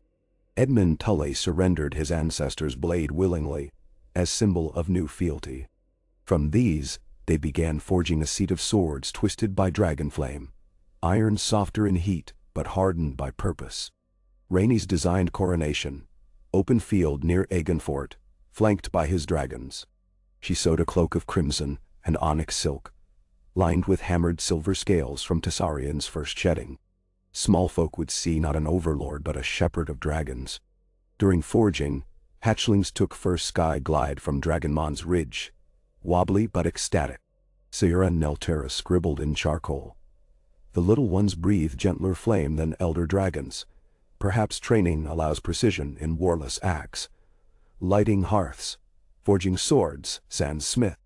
A vision of future formed in Aegon's mind. Dragons not merely weapons, but artisans, partners. Fire to build, not just burn. Winter coronation. Snow-dusted Blackberry Hill when banners rose. Lords summoned by Raven. Some newly sworn, some curious, arrived under truce. Edmund Tully, Argella Durrandon, now styled Lady of Storm's End, Lord Corlys Velaryon, Lady Shira of Tarth, even a cautious emissary of the High Septon. Onlookers included small folk huddled in thick cloaks, their breath floating like prayers. Aegon strode between rows of welded swords burning red in brazier light. Visenya bore the Valyrian steel crown, simple band with 3 points evoking dragon heads. Rhaenys carried a scroll of accords to read. Orys stood guard nearby, cloak clasped with stagpin given by Argella.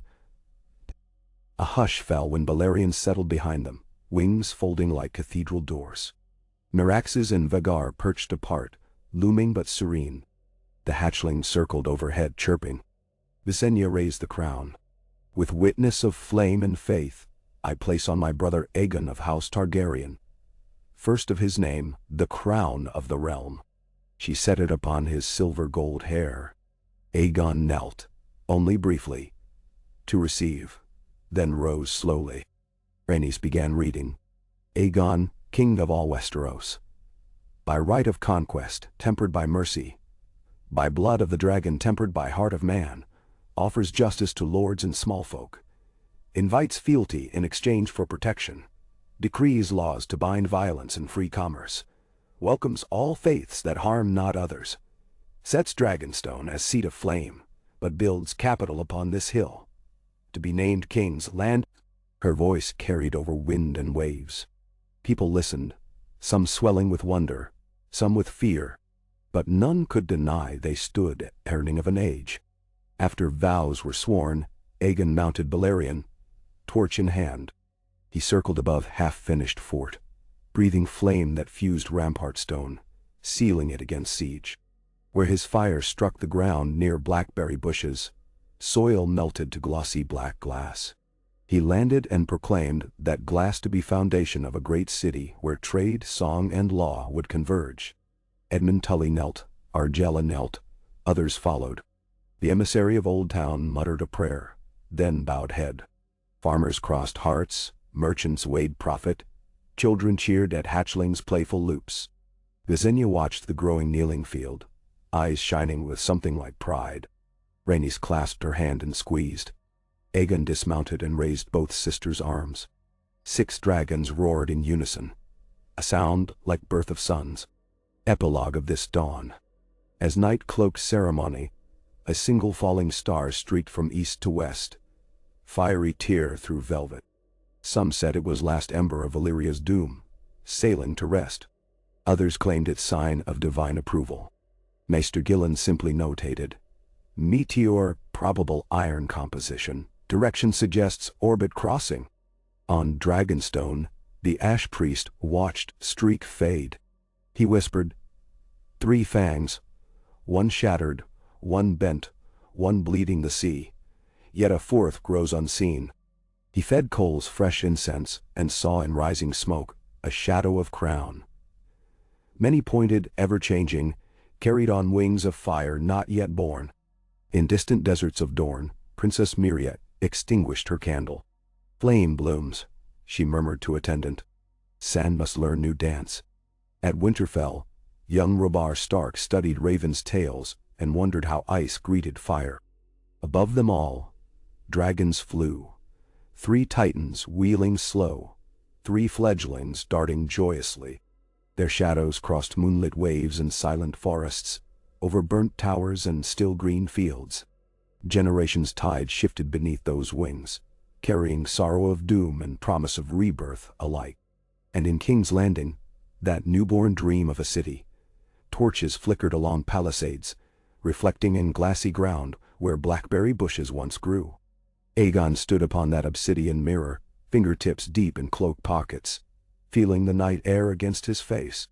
Rhaenys leaned into him, Visenya at his other side. Far off, hammers rang as soldiers converted fort to keep to palace. The rhythm sounded like a heart beginning to beat. "Rename this place?" Rhaenys asked softly. "Not after me alone," Aegon said. "After what we bring? Unity, shelter, hope." Visenya smirked. "Hope's Landing sounds weak." Rhaenys laughed. "What of Dragon's Roost?" Aegon smiled faintly. "People will call it what they will. Names are wind. Deeds are stone." He looked west, where hills rolled dark. "Tomorrow reach lords gather. We ride to meet garden knights with words first." "Words and wings," Visenya reminded. "And song," Rhaenys added. "For a realm without song is but another ruin." Together, they watched forged sparks rise toward hatchling silhouettes against moon, embers drifting skyward, as if the heavens themselves were smithy for dreams. Cow. Kay. Mist rose pearly over the black water as dawn's first thin blade parted the eastern sky. Torches still guttered along the newborn palisades, but within the rough-timbered halls of King's Landing, named by the soldiers and small folks sooner than any decree, fires had died to amber ghosts. Aegon Targaryen stood alone on the half-finished rampart, cloak snapping in the faint sea breeze, and watched the river breathe. Somewhere below, a ferryman sang to himself, voice carrying across water like a prayer half-remembered. Every so often the ground shivered, stonecutters splitting fresh quarried blocks on the next ridge, shaping the dream of a city. Behind Aegon the camp stretched in ordered streets. Rows of tents, stacked carts, smoldering cook fires. The iron frame of the nascent red keep etched against stars going pale. Farther uphill, 3 dragons slept coiled round the stumps of felled oaks. Merax's silver under moon's ebb, Vigar bronzed gold, and Balerion, a mountain of night. Their breathing was the tide's equal. Above Dragonstone, miles east across the water, the sky still faintly glowed as if some ember lay forever banked in the volcanic heart of the isle. Footsteps approached, soft, deliberate. Visenya stopped beside her brother, cloak pinned at the throat with a garnet the size of a robin's egg. Without speaking, she followed his gaze to the water. For long moments they stood thus, 2 silhouettes on the threshold of dawn. "Edmund Tully departs at noon," she said at last. "He carries writs of investiture for his new lords. Blackwood and Mallister have pledged. Bracken holds out, but he is alone." Aegon inclined his head. "Let Edmund offer Bracken roads and grain. Lord Jonas loves coin more than pride." Visenya's eyes glinted. "If that fails, we show him flame." "Not yet," he murmured. A horn blew softly upriver, the first ferry crossing for market day at the hollow. Visenya folded her arms. "You feel them," she said, quiet. "The Reach host marshalling, the lions rattling their golden cage. They think themselves the realm's spine. Break the spine and the body dies. It is a rational fear." Aegon's breath plumed. "But fear may bring them to heel without catastrophe." Visenya's answering smile was thin. "You show mercy to men who would carve our hearts the instant fortune turns. I show mercy because fortune does turn." He glanced sideways. "When it turns against us, I pray they recall how we chose restraint." She said nothing, but her fingers brushed dark sister's hilt. A lover's reassurance. Somewhere below a rooster crowed. The river blushed pink. At second hour Rhaenys convened the small council. No grand marble chamber yet, just a tarred canvas pavilion erected on leveled ground above the camp. Inside, a rough plank table held maps anchored by river stones. Orys Baratheon arrived first, hair still damp from sparring, Argella close behind him in sea-green tunic, cheeks ruddy from the fast-rising sun. Maester Gillen rolled parchment beside Sierra Nelteris, who smelled faintly of the dragon hatchling's musk. Lord Corlys Valerian tugged gloves from weathered hands, scattering grains of salt from the docks. Aegon entered last, and everyone found their seats, though Argella remained standing, fists on hips. She looked twice toward the tent flap, as if expecting her father's ferocious stride. When she caught herself, she exhaled and nodded to Aegon. "The Reach host grows," Rhaenys began, tapping the Citadel token onto the mander. "Reports from Honeyholt, Ciderhall, Brightwater. Mern rides north tomorrow with near 50,000. Spears, knights, crossbows, 300 scorpions on ox wagons." Corlys whistled low. "That river will drink iron for years." "And Loren Lannister meets him on the Rose Road," Orys added. 20,000 heavy infantry, 10,000 knights in gilded plate, near endless coin. Visenya sliced a hand through air. "They mean a hammer blow. If they smash us before winter, we never gather grain. We never finish walls." "No." Maester Gillen cleared his throat. "The new dragons are not yet large enough for warflight. Another year, perhaps less with vigorous feeding, but now they would die in scorpion hail. Then they stay on Dragonstone." Sarah's voice held steel. "I would sooner break my own teeth than see hatchlings nailed to garden walls in Highgarden as trophies." Aegon lifted a palm. "Agreed." He surveyed faces lined with tension. Friends, newly sworn lords, refugees, turned advisors. "We must meet the Gardeners and Lannisters in open field, but not on ground of their choosing. The Reach is theirs. The Reach is theirs. The Rose Road theirs. We draw them somewhere else." Rhaenys's finger drifted northeast of the Blackwater. "The Kingswood burns dry this summer. Fires sweep clearings near Bronzegate. We will not torch a forest." Argella snapped before catching her tone. "Not the forest," Rhaenys assured. "But the Sarn Ford, Loren's army must cross, if we flood the valley." "Time," Visenya cut in. "They march faster than water." Orys rapped knuckles on the plank map. "Here." He tapped a hillock icon west of the Blackwater, an expanse of undulating steppe known as the Plains of Saffron, where crocus farms carpeted the soil each spring. Wide, flat, no forests for ambush but slopes for dragons to perch. They'll think it ideal for cavalry. Rhaenys arched a brow. And we gifted them. Will you let them ride straight into furnace? Visenya growled. Let Balerion breathe once, and the plains will be glass. Maester Gillen blanched.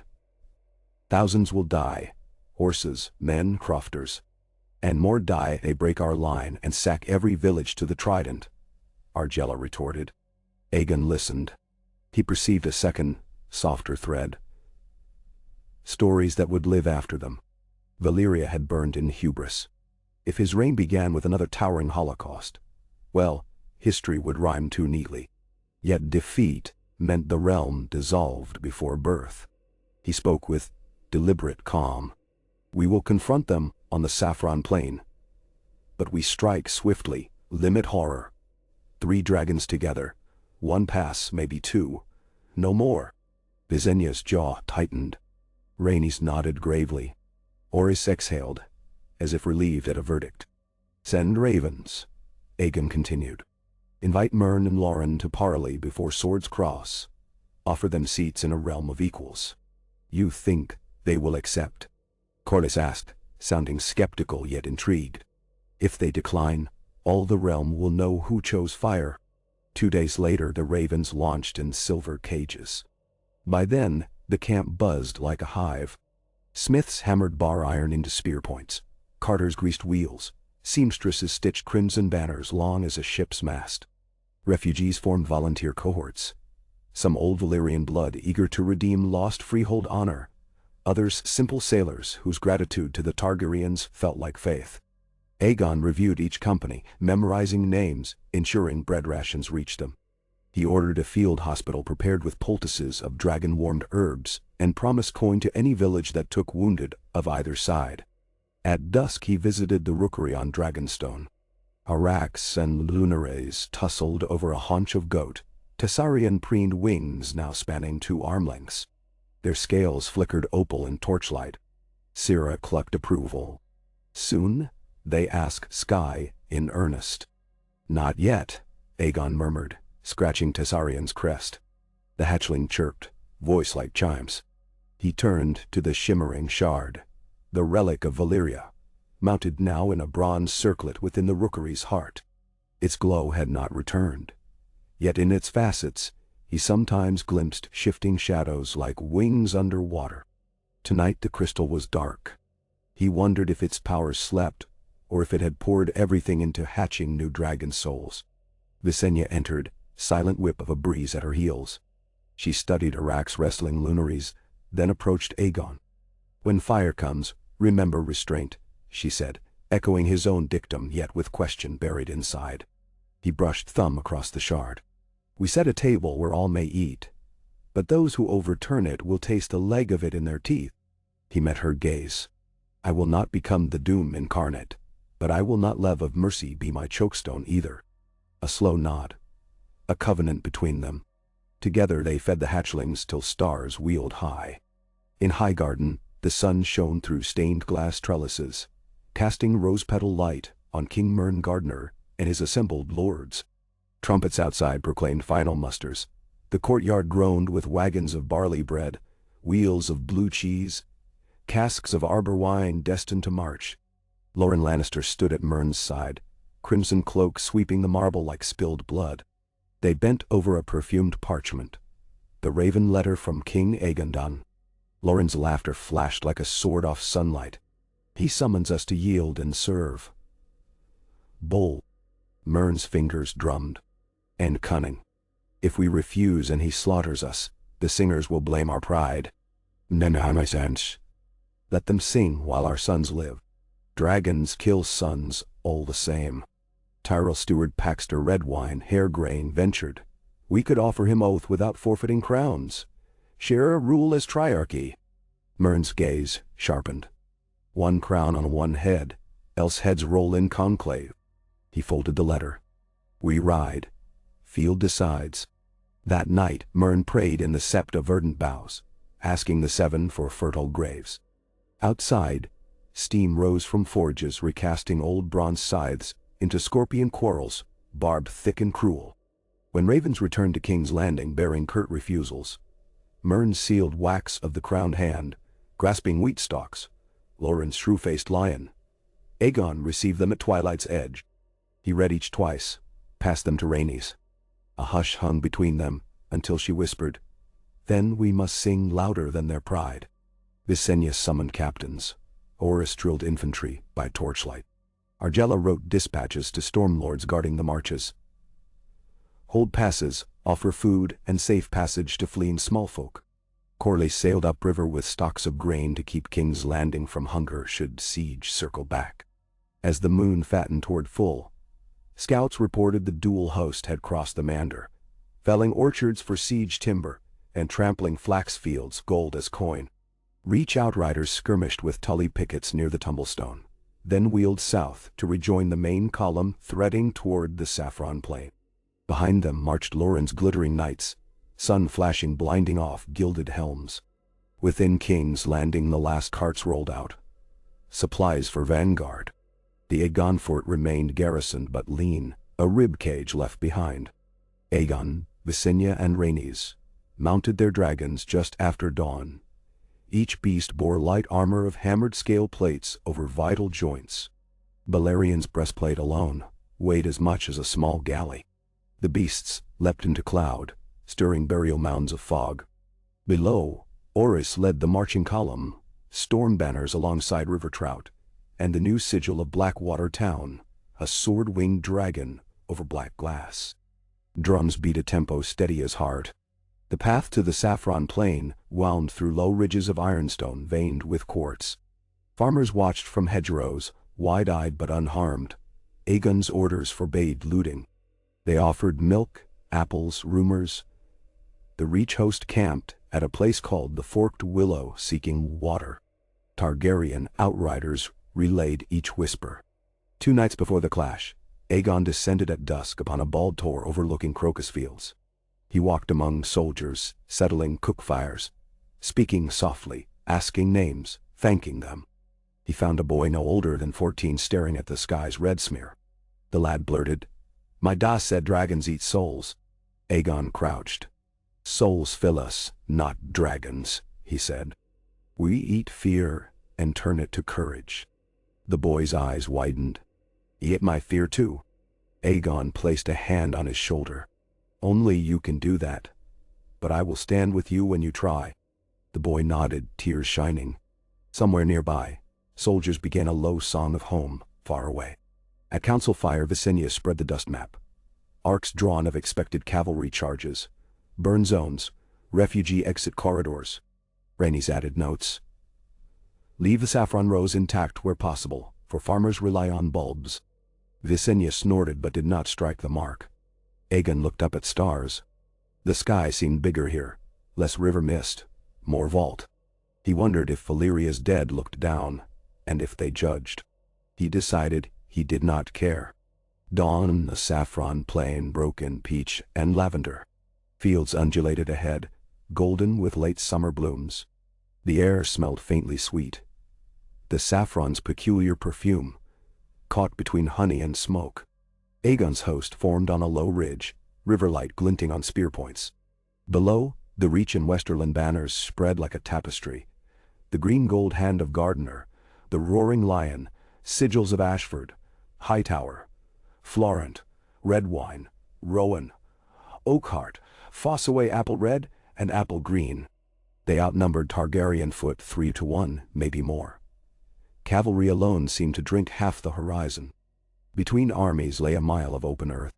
Before horns sounded, 3 shapes dropped from cloud, impossibly vast. Balerion, Vhagar, Meraxes. The enemy front ranks rippled like wind in wheat. Horses reared, some bolting. Yet discipline, long drilled, held. Scorpion crews locked bolts, lighters readied pitch. For a heartbeat, all was breath. Aegon's voice rang across the plain, amplified by his dragon's roar. Mern of Gardner, Loren of Lannister, kneel and live, stand and burn. Answer came as silver trumpets flung defiance. From the Reach center thundered a wedge of knights, banners streaming.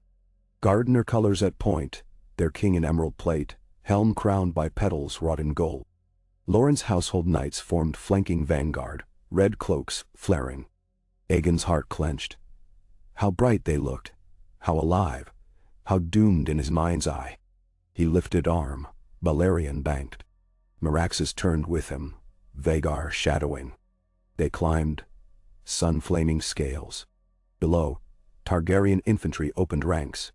Archers loosed cloth-yard shafts to harry flanks but not halt the charge. Orys's pikemen braced at 3 ranks depth behind shallow ditch of sharpened stakes.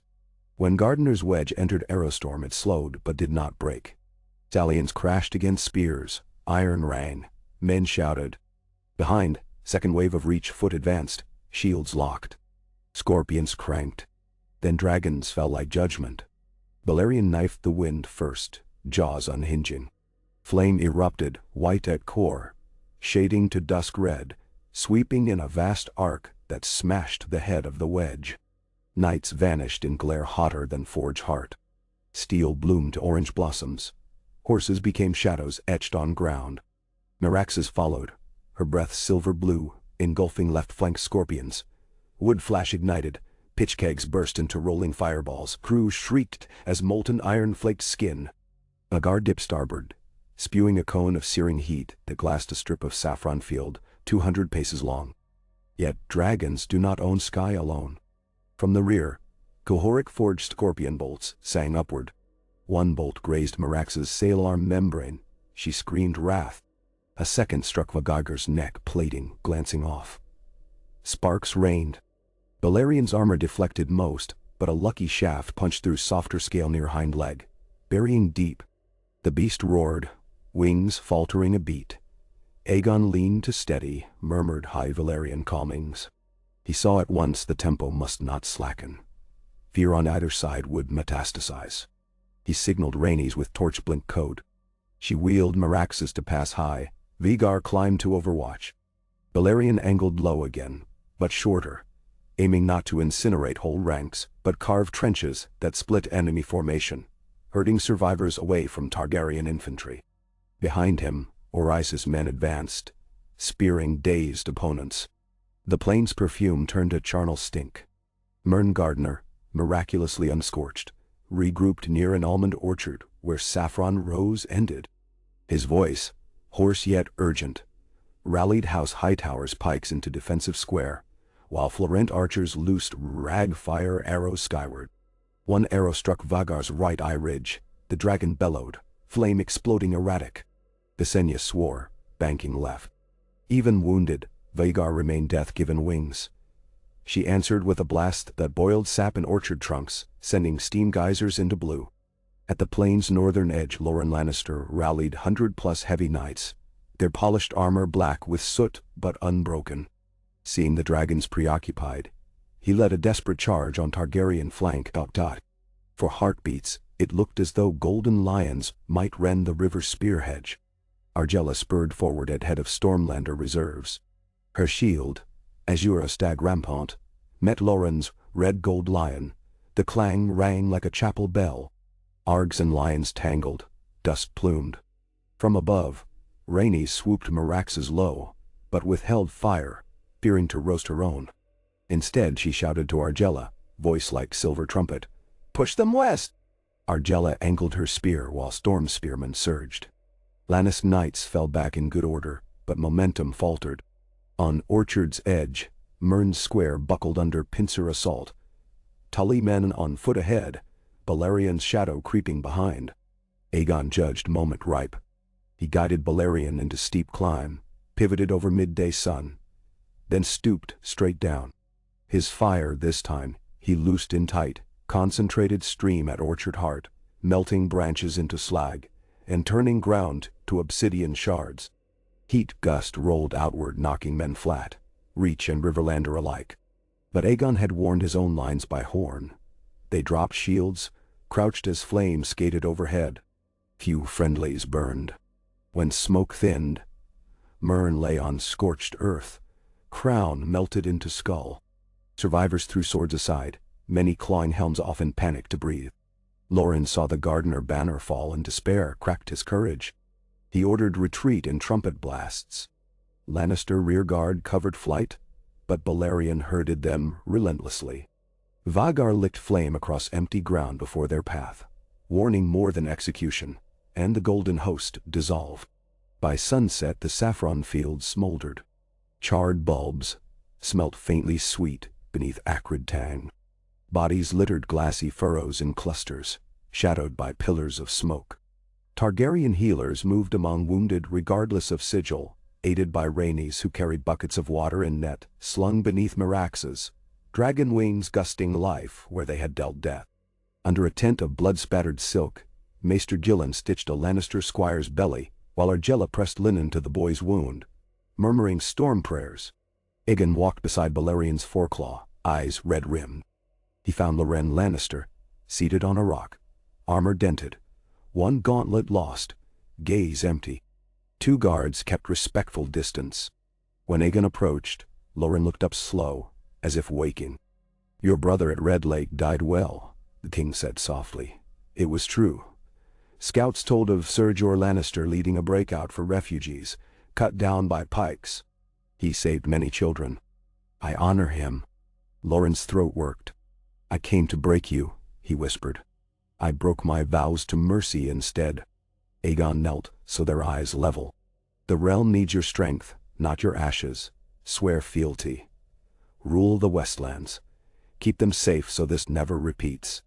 A breeze parted smoke. The faint smell of saffron returned. Loren bowed his battered head. I bend the knee. He sank to both knees.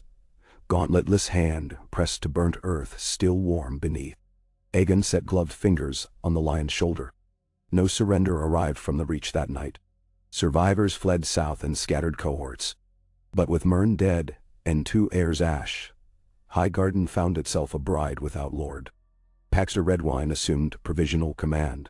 The following dawn he rode beneath white flag, to Aegon's siege line, where engineers already felled timbers to rebuild orchard. He dismounted, removed helm, kneeled. The Reach offers bread instead of war. He held out a seedling wrapped in cloth, the last unburnt saffron bulb of that field. Aegon accepted, said simply, planted atop Mern's cairn. He named Harlan Tyrell, constable of Highgarden and steward, who had opened the gates to refugees during Gardener muster, Lord Paramount of the Reach. Lords Rowan and Oakhart grumbled, but accepted after Tyrell knelt. They followed in turn, bloodied pride leaked out on ash-ridged soil. The field of fire, bards later called it. But those who fought remembered scent. Saffron smoke, sweet and bitter. Weeks passed gathering fealty, burying dead, quenching fires. Glassy trenches cooled to black ripples reflecting stars. In one Aegon saw himself inverted, markings of soot along cheek, and marveled that flame left even a mirror behind. He convened lords in the destroyed orchard's shade. There, beneath skeletal limbs, he spoke of unity forged, of laws to codify, grain levies proportionate to population, road upkeep shared, rights of trial by sworn council for any noble or commoner alike. Loren Lannister, crowned anew with simpler iron circlet, pledged coin for a royal mint. Harlan Tyrell promised ships of arbor oaks for trade. Visenya proposed a guard sworn only to crown, drawn from every kingdom. Thus was seed of the Kingsguard planted. Rhaenys described libraries of Valyrian scrolls to be copied for each lordly seat, claiming knowledge the surest fire against darkness. Even Argella contributed, a suggestion that orphans of war be raised in neutral boarding halls called Storm Havens, funded by booty tithe from each battle, blood given meaning. At night, while tents flickered quiet, Aegon stole to Glass Trench's edge.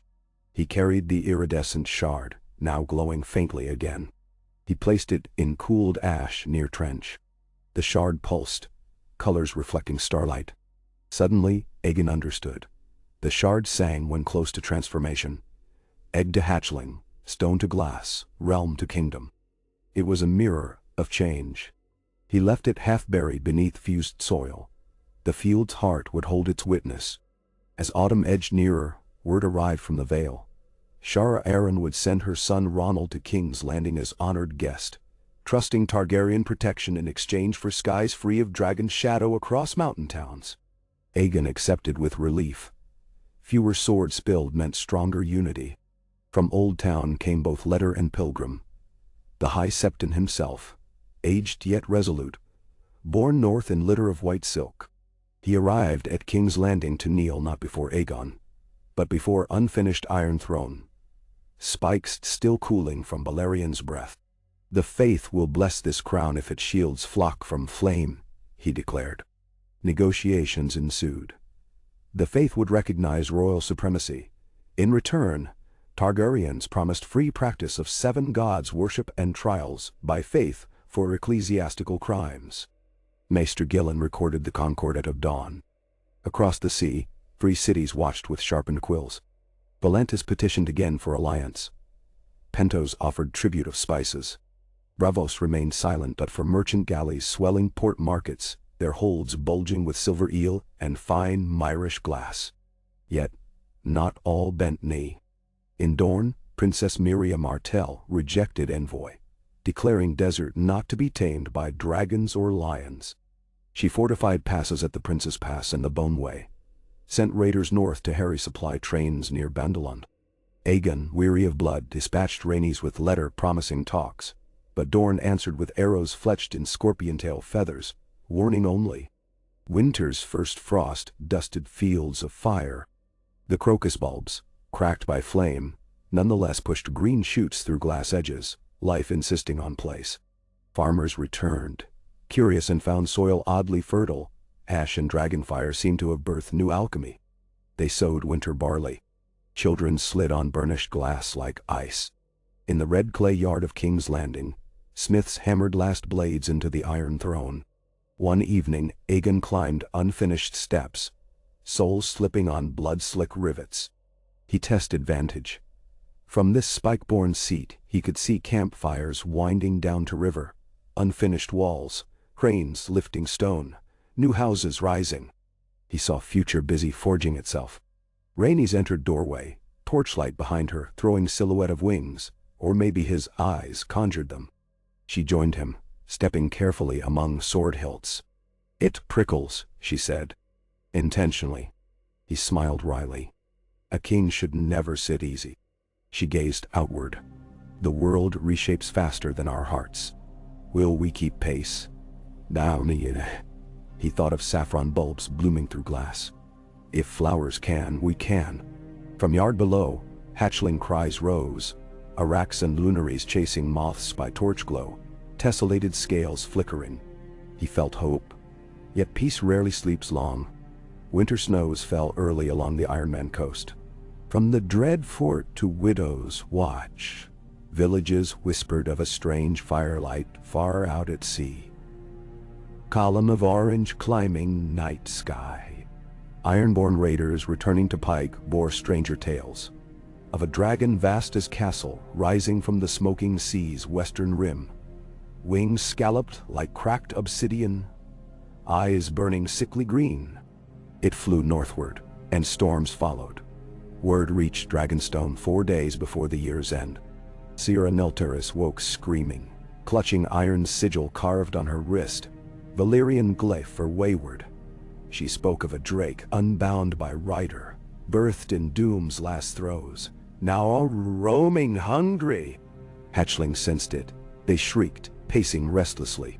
Even Balerion stirred, sniffing air as if catching scent of kin and threat. Visenya urged immediate hunt. If feral dragon nests, it spawns scourge. Rhaenys worried for innocent ports. Aegon weighed counsel. We 3 ride, he decided. Track beast, gauge intent. If we must slay, we slay. They readied provisions, fitted dragons with heavier scale mail. Oris would hold King's Landing. Lauren and Tyrell contribute ships to guard coasts. Argella took command of storm garrisons. She donned her father's storm-crowned helm, lining it with saffron petals in memory of unity. On the eve of departure, Aegon walked alone along the Field of Fire's glass path. Snow-dusted black glass. Starlight catching frozen facets. He knelt where the shard lay buried. For a moment, he thought he saw it glimmer under snow before wind covered again. He whispered pledge, "Fire shall guard, not devour." Then he rose. Dragons launched at dawn, leaving trails of ember across pale sky. Small folk watched open-mouthed from ramparts still half-built. Children waved. 3 shapes dwindled eastward, toward sea of bells and ghosts. But our tale does not finish there. For kingdoms, like dragon eggs, contain multitudes of stories. In their flight waited encounters. A desert princess who would teach dragons fear of sand. A blind seer in Ibn who prophesied shattered shards of a crystal falling across ages. A winter yet to show its teeth. For now, though, Westeros paused, held between breath and heartbeat, grateful for living dawns, weary of dusk's murmur. On the saffron plain crocus shoots pushed beneath thin snow, dreaming of spring unfurling fire-kissed petals to an unsealed sun. And in King's Landing the Iron Throne shone in torchlight, every rivet a reminder. Steel bent to will, but never without cost.